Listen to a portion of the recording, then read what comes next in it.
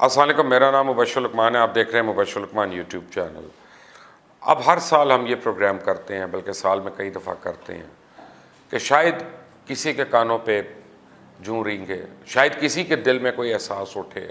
شاید کسی کا خون جوش مارے، شاید کسی کا کردار ہی بول پڑے، شاید کسی کی خاندانی تربیت جو ہے وہ آڑے آ جائے اور وہ اس کو مجبور کرے کہ کوئی حق اور سچ کی بات ہو سکے۔ ماڈل ٹاؤن سانحہ کتنے سال ہو گئے، کتنے بے گناہ افراد جو ہیں وہاں پہ شہید ہو گئے، خواتین تک پہ ان کے اوپر منہ پہ ان کے گولیاں چلائی گئیں، بچوں کو یتیم کر دیا گیا، یتیم بچے بھی جو وہاں پہ موجود تھے ان کو پولیس نے چترول کیا اس وقت وہاں پہ۔ اور آپ یاد کریں گلو بٹ کی وہ تصاویر اور گلو بٹ کے وہ ایکشنز جو وہ ساری پروٹیکشن کے اندر کرتا رہا وہاں، جس طرح اس نے املاک کو بھی نقصان پہنچایا، لوگوں پہ اس نے جس طرح خوف و تشدد پھیلایا، یہ تمام کا تمام اس وقت کی جو انتظامیہ اور اس وقت کی جو پولیس ہے وہ اس میں ڈائریکٹ ذمہ دار ہے۔ سیاستدان تو ہیں ہی ہیں جن کے کہنے پہ یہ ہوا۔ میں آپ کو بتاؤں کہ بات یہاں پہ بڑی سمپل سی ہے کہ لاہور اگر پاکستان کا دل ہے تو پاکستان کے دل میں ماڈل ٹاؤن کے اندر دن دہاڑے اگر 90 افراد کو گولیاں ماری جاتی ہیں، گولیوں سے بھونا جاتا ہے، جن میں 16 جو ہیں وہ موقع پہ شہید ہو جاتے ہیں، جن میں ایک خاتون جو ہیں وہ پریگننٹ تھیں، تو اگر وہ موقع پہ ایسا ہو جاتا ہے اور اس کے اوپر جوڈیشل کمیشن بھی بنتے ہیں، سب کچھ ہوتا ہے، انکوائری بھی ہوتی ہے، ریویو بھی ہوتا ہے، لیکن جو بھی کام کرنے والے ہیں،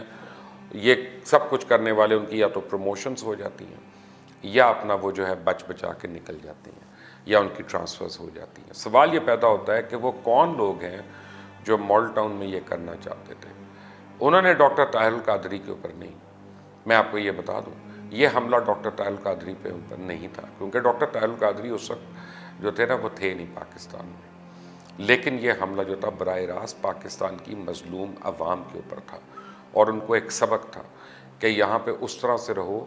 جس طرح اشرافیہ کے نوکر بن کے، غلام بن کے، یا تم نے ان کے ٹاؤٹ بن کے رہنا ہے، ورنہ تمہارا گزارا نہیں ہے، تم اپنے حق و سچ کی بات نہ کرو۔ ایشو شروع کیسے ہوا تھا؟ ایشو یہ تھا کہ آنریبل ہائی کورٹ کی جانب سے ڈاکٹر طاہر القادری کا جو گھر ہے اس کے باہر ایک دو بیریئرز بنے ہوئے تھے،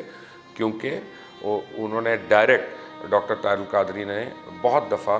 دہشت گردوں کی مذمت کی تھی، اور اس وقت جو طالبان تھے ان کے خلاف کھلا کر انہوں نے، جو حوصلہ زیادہ لوگوں میں نہیں تھا بائی دی وے، وہ اکیلے ڈاکٹر طاہر القادری نے اس وقت کیا کہ دہشت گردی کے خلاف انہوں نے فتویٰ بھی دیا،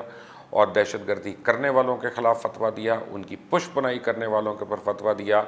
اور ان کے ہاتھ مضبوط کرنے والوں پہ فتویٰ دیا۔ اب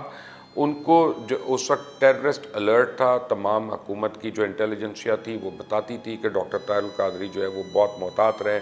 بلٹ پروف نہیں بام پروف گاڑی میں ٹریول کریں، بلکہ ٹریول کریں ہی نہ، اور جو ہے نا بالکل چھپ چھپا کے رہیں، کیونکہ ان کے اوپر حملہ۔ اب اس بیک گراؤنڈ کے اندر ہائی کورٹ نے ان کو یہ اجازت دی ہوئی تھی کہ گھر کے باہر پروٹیکشن بیریئرز ہوں، تاکہ کوئی گاڑی لے کے آئے اور زور سے، جو خودکش بمباروں کا ایک سلسلہ ہوتا ہے کہ وہ گاڑی لے کے آئیں اور گیٹ کے اندر چھوک دیں۔ ان کا گھر تو بڑا چھوٹا سا ہے، کیونکہ 10 مرلے کا، آپ ایک دروازے کے اندر انٹر ہوتے ہیں تو آپ گھر کے اندر ہیں ان کے، تو وہ تو کوئی اتنا بڑا عالی شان محل نہیں ہے مال ٹاؤن کا کہ 29,000 کنال پہ ہو جیسے رائیونڈ کا ایک محل ہے، تو ایسا تو محل نہیں ہے وہ تو سفید پوش دین کی خدمت کرنے والے ایک خاندان کا ٹھکانہ ہے سر چھپانے کا، وہ کوئی عالی شان دولت کدہ نہیں ہے۔ بہرحال وہ اب رات کے اندھیرے میں پولیس آتی ہے، کارروائی کرتی ہے اور ان بیریئرز کو ہٹانے کی کوشش کرتی ہے، اور یہ آئین تو نہیں لیکن قانون کی خلاف ورزی تھی۔ کیوں؟ وہ احکامات جو ہائی کورٹ نے دیے تھے انہوں نے ان کے خلاف وہ سب کچھ کیا۔ اب اس کے اوپر کورٹ نے بھی کوئی ایکشن نہیں لیا اس وقت، یعنی یہ 100 لوگوں کو لگنے کے اوپر، گولی لگنے کے اوپر، 90 لوگوں کو گولی لگنے کے اوپر کوئی سو موٹو نہیں ہوا۔ بہرحال اب ہوتا کیا ہے کہ ان کے جانثار، ان کے فدائیین، ان کے طلباء طالبات جو ہیں وہ ان کی رہائش گاہ کے آگے آ کے کھڑے ہو گئے کہ کوئی ڈاکٹر طاہر القادری کے گھر والوں کو یا گھر کو یا املاک کو کسی طرح سے نقصان نہ پہنچے۔ اب وہاں پہ بلا اشتعال جو ہے وہ فائرنگ شروع ہو گئی، اور ایسی فائرنگ کہ میڈیا کے ہر چینل نے دکھائی، صرف میں نے نہیں دیکھی یا میں نے نہیں دکھائی، وہ دنیا میں ہر ایک نے دیکھی اس کو، اور وہ امیجز اتنے خوفناک ہیں کہ آج بھی اگر میں اپنے یوٹیوب چینل پہ بھی میں چلاؤں گا تو میرا چینل ڈی مونیٹائز ہو جائے گا، میرا چینل جو ہے اس کو یوٹیوب وارننگ دے دے گا کہ آپ یہ اتنے خوفناک امیجز کیوں آپ دکھا رہے ہیں، حالانکہ وہ ریالٹی ہے، وہ نیوز آئٹم ہے۔ لیکن اتنے ہولناک ہیں. پوری جو ویسٹرن ورلڈ ہے وہ this is how they will look at those killings and this is how they will look at that blood and sweat and ایوری تھنگ آل اوور. اب اس کے بعد ہم نے ایسے بھی امیجز دیکھے کہ معمر باریش لوگ ہیں,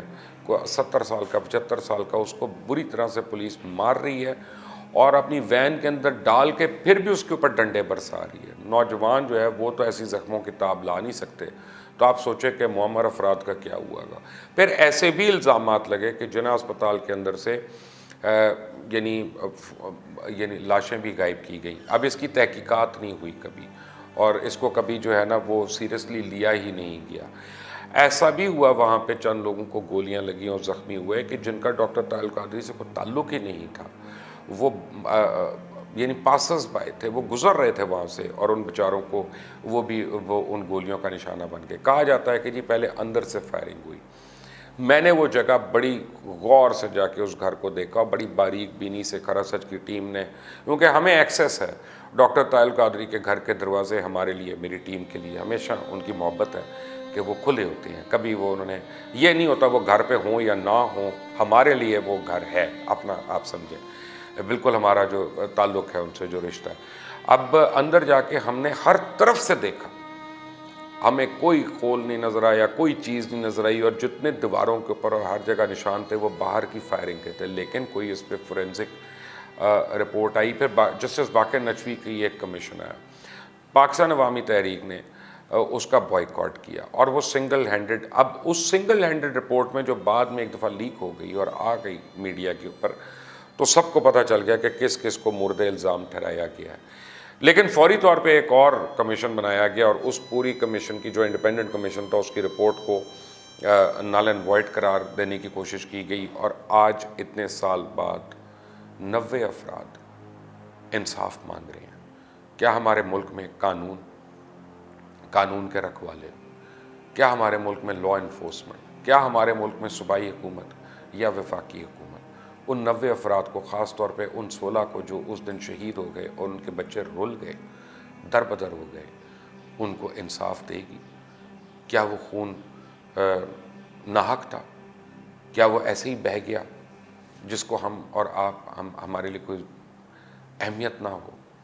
یہ وہ سوالات ہیں جو آپ کو اور مجھے, ہم سب کو ایک قوم کی حیثیت سے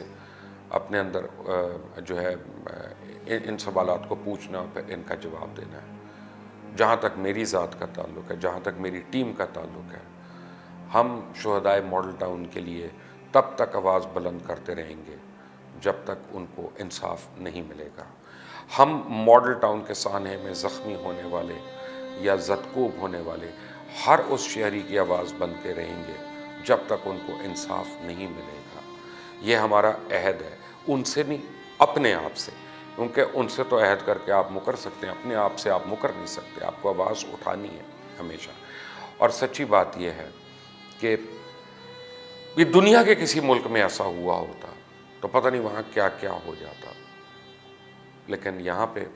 ہم رائٹ اور رانگ میں ہم یہ رہے کہ جناب اس کی غلطی ہے کہ اس کی غلطی ہے, اچھا اندر سے فائرنگ ہوئی یا باہر سے فائرنگ ہوئی, کنفیوز کرتے رہے.